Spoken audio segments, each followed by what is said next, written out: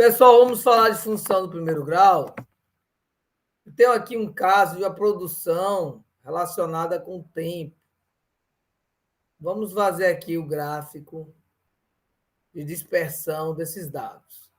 E nós vamos fazer essa introdução sobre função de primeiro grau. Eu clico aqui, seleciono inserir gráfico de dispersão. E aí eu tenho um gráfico que já dá uma ideia para a gente da produção em relação ao tempo. Esse tempo pode estar em horas, semanas. Bom, observa-se aqui um crescimento com uma certa constância, mas um crescimento. Eu seleciono com o botão direito e boto aqui adicionar linha de tendência. E o Excel me pergunta, você quer exponencial, linear? Ele já sugere linear. Então, vamos colocar linear e eu vou botar aqui exibir a equação no gráfico e exibir o R quadrado. Quando você clica, dá exatamente a equação que relaciona a variável y. Y é a variável que é a produção, é a variável que depende, e x é a variável independente. Então, aqui você tem o valor, né, dessa correspondência, que no caso aqui foi 2x, ou seja, o y corresponde a 2 vezes o valor de x. E isso aqui é notório, né? Você vê 2, 4, 2,5, 5, 3, 6. Isso aqui é uma relação conhecida, uma relação matemática, uma função que relaciona a variável y a variável x, de forma que a gente tem aqui uma relação linear entre y e x. Lembrando que tem um R quadrado aqui, esse R quadrado é coeficiente de determinação, ele indica se o alinhamento é perfeito. Quando é 1, é perfeito o alinhamento aqui da minha curva, que eu coloquei uma curva que, na verdade, é uma reta, já que aqui nós temos, inclusive aqui, linear produção. Então, aqui temos um modelo representando y em função de x, e esse modelo é um modelo linear. Vamos aqui, então, à função do primeiro grau, falar um pouquinho mais. Foi o caso aqui, né, dessa máquina gerando esse gráfico aqui, que nasce da origem. Nasce uma forma subjetiva de falar, né? A origem dele é 0, 0. Então, esse gráfico aqui nada mais é que o gráfico do modelo y igual a 2x. Nós podemos trocar esse y, e é muito comum, pela função de x. Então, você pode escrever de forma mais elegante que você tem uma função relacionando a variável produção com a variável tempo. A produção é a ordenada, está no eixo y, e o tempo no eixo x.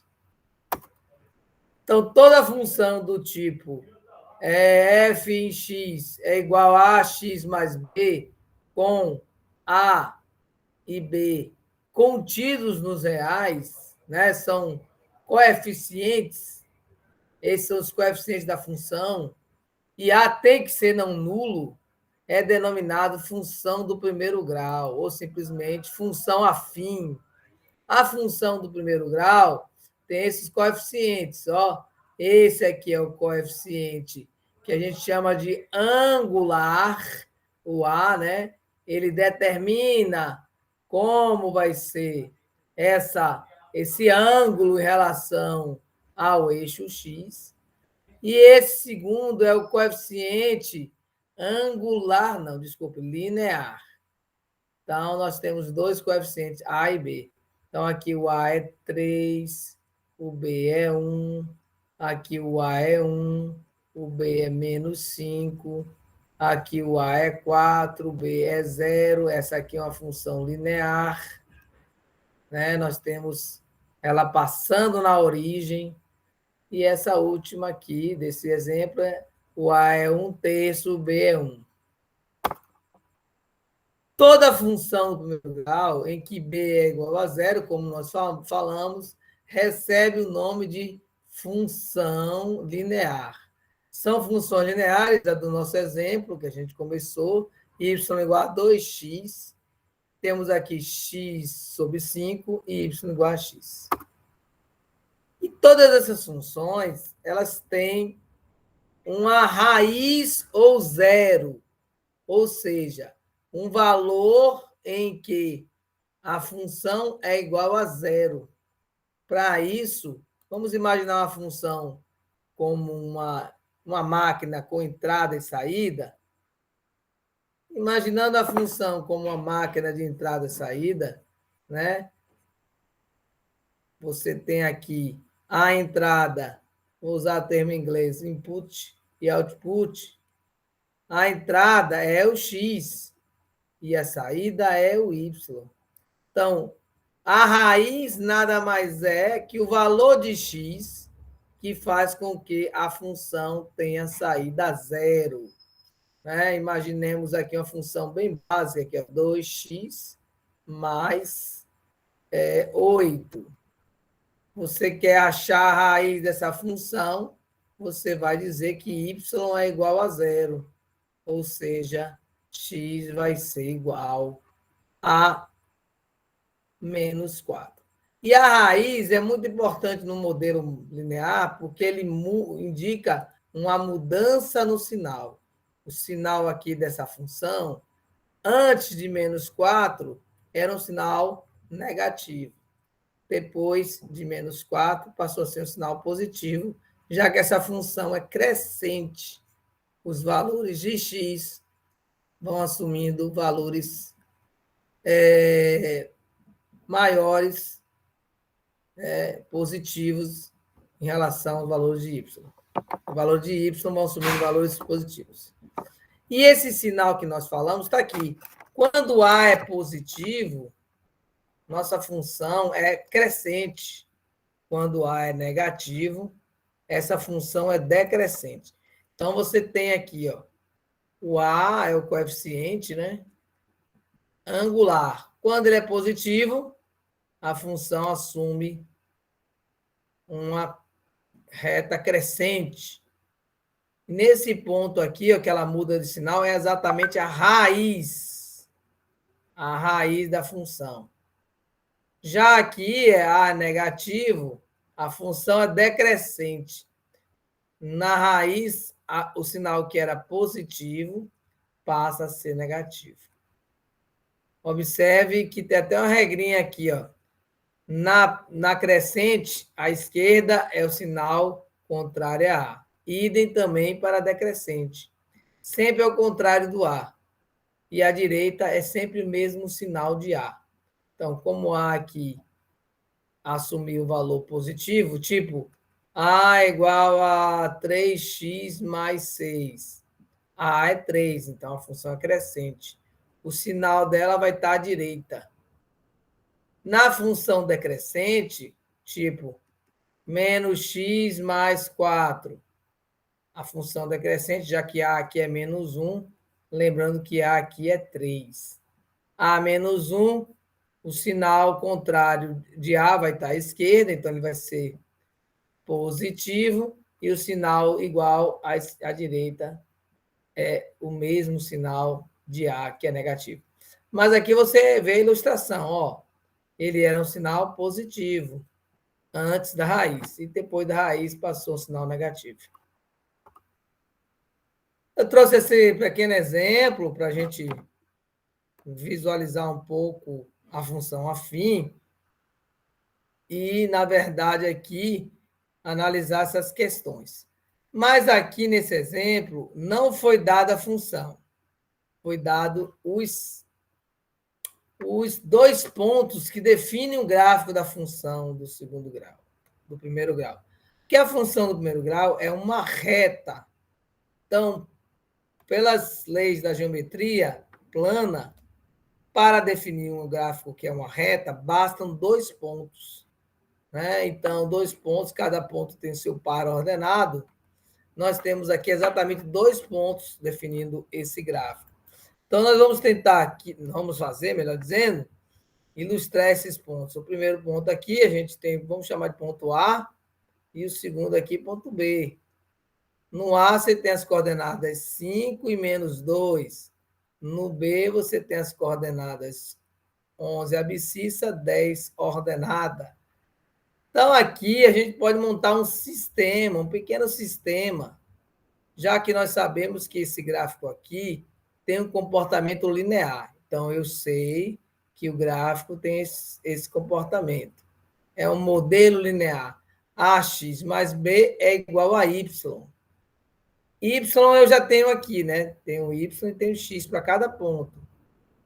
Então, tenho 2 pontos, posso fazer 2 equações. A primeira pode ser essa aqui de baixo, que é do ponto A, 5x, então vai ser 5 vezes A, mais B, que eu não sei, é igual a menos Y, na verdade, menos 2, que é o nosso Y. A última equação são 2, 11A, né? 11A mais B, que eu não sei também, é igual a 10. Então, aqui eu posso fazer usando, por exemplo, o processo de adição, multiplico por menos 1. E eu vou cancelar aqui, ó, isso é menos 5, menos B, menos 2 vezes menos 1, 2. 11A mais B igual a 10, não alterei nada.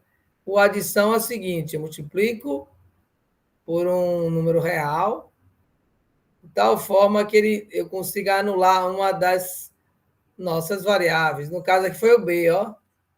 Então ficou 11A menos 5A. Então aqui nós podemos fazer essa subtração que deu 6A, né? E aqui a soma deu 12. Logo, A é igual a 2. Tendo A, eu posso substituir qualquer uma das equações, né? Posso substituir na primeira, na segunda. Vamos fazer na primeira. Né? Vamos colocar na primeira equação. Na primeira equação, 5A, o A é 2. Vou colocar aqui embaixo também. 12 dividido por 6, que é 2. Então, aqui vai ficar mais B, que é igual a menos 2. Olha aqui essa primeira. Então, vai ser 10 mais B igual a menos 2. B igual a menos 2 menos 10. B é igual a menos 12. Agora eu tenho o meu modelo linear. Y é igual a A, vamos destacar o A, 2x, e o B deu negativo, menos 12. Você percebe, inclusive, que a função é crescente. A é positivo. Vamos escrever aqui, ó, 2x menos 12. A é positivo, a função é crescente. E aí é possível responder as letras que estão aqui, né? Em que horário desse período a temperatura atingiu 0 graus? Vamos colocar aqui nessa próxima tela. Vamos repetir o modelo, né, para responder essa questão. Então, o modelo ficou 2x menos 12. Na letra A, em que horário desse período a temperatura atingiu 0 graus? O horário é uma das variáveis, né? Ela está no eixo X. Né? Então, você quer encontrar o eixo, você quer encontrar o valor de X. Quando a temperatura atingiu 0 graus. A temperatura está no eixo Y. 0 graus está aqui na origem, né? Na origem, desculpe, na origem não, está bem distante da origem. A origem do plano cartesiano é aqui. O ponto é esse, né? Entre 5 e 11. Mas o que acontece? Eu estou dizendo que a temperatura é zero, dizendo que y é zero. Então, para y igual a zero, né? Qual será o nosso x? Então, basicamente, eu vou igualar a zero essa expressão, né? Vai ficar 2x menos 12 igual a zero. Ou seja, x é igual a 12 por 2. 6. 6 aqui está em horas. Tem que colocar 6 horas. Então, aqui, exatamente nesse vermelhinho, 6 horas é a solução para a letra A. 6H. Durante quanto tempo desse período a temperatura esteve negativa?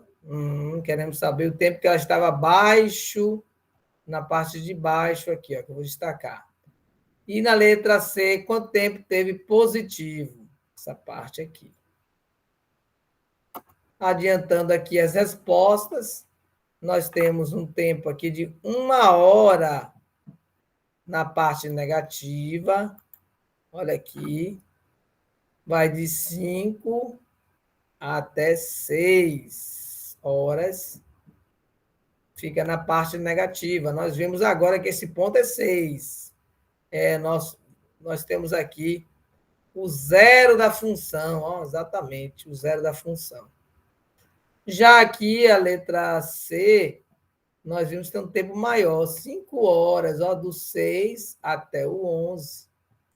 5 horas que ele ficou assumindo valores positivos, né?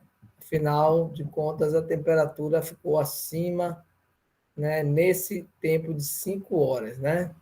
Ela ficou uma temperatura positiva. Ficou negativa apenas no quadro da esquerda, vocês veem, de 5 às 6. Nossas referências